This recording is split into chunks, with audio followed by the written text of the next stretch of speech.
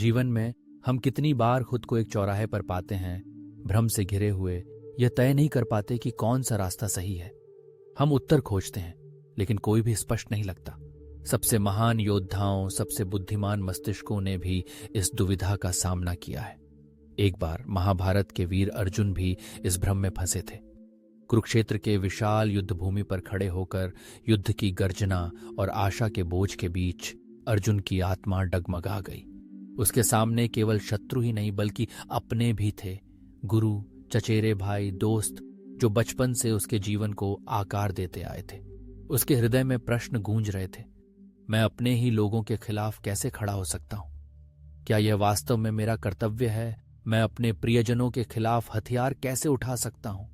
संदेह उसके मन को घेर रहा था। सही और गलत, कर्तव्य और भावना के बीच की रेखा धुंधली हो रही थी। लेकिन फिर इस अराजकता के बीच एक शांत उपस्थिति ने अंधकार को प्रकाशित किया। कृष्ण, उनके मार्गदर्शक और सारथी।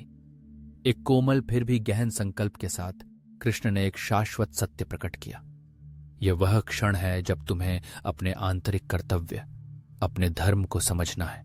उन्होंने कहा, अपने कर्मों को ईमानदारी से करो, लेकिन परिणामों से आसक्त मत हो।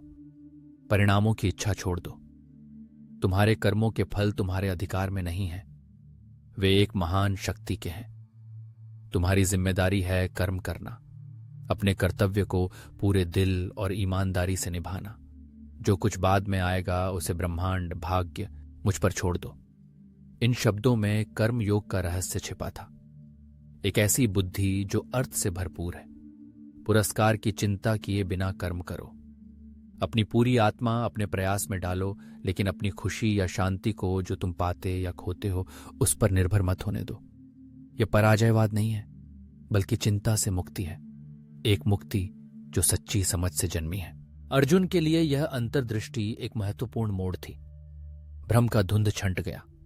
उसने समझा कि उसका उद्देश्य, उसका कर्तव्य यह था कि वह लाभ या हानि के विचारों से अपनी मंशा को भ्रष्ट किए बिना कार्य करे। लड़ाई अब विनाश का कार्य नहीं, बल्कि सेवा का कार्य थी। न्याय, धर्म और एक उज्जवल भविष्य के वादे के लिए। इस शिक्षा को अपनाते हुए अर्जुन ने अपने संदेहों को त्याग दिया। संकल्प ने उसकी हिचकिचाहट को बदल दिया। वह उठा, केवल एक योद्धा के रूप में नहीं, बल्कि एक ऐसे व्यक्ति के रूप में जो एक बड़े हित के साथ जुड़ा था, उद्देश्य की स्पष्टता और हृदय की शांति से सशक्त था। आज की दुनिया में जी रहे हम इस प्राचीन दृश्य से क्या सीख सकते हैं? कर्म योग की शिक्षाएं आज भी उतनी ही प्रासंगिक हैं जितनी हजारों साल पहले थीं। पहला, अपनी ऊर्जा अपने कर्मों की ओर केंद्रित करें, उनके परिणामों की ओर नहीं। जब हम प्रयास पर ध्यान देते हैं तो हम चरित्र का निर्माण करते हैं। जब हम परिणामों के बारे में अधिक सोचते हैं तो हम भय और निराशा को आमंत्रित करते हैं।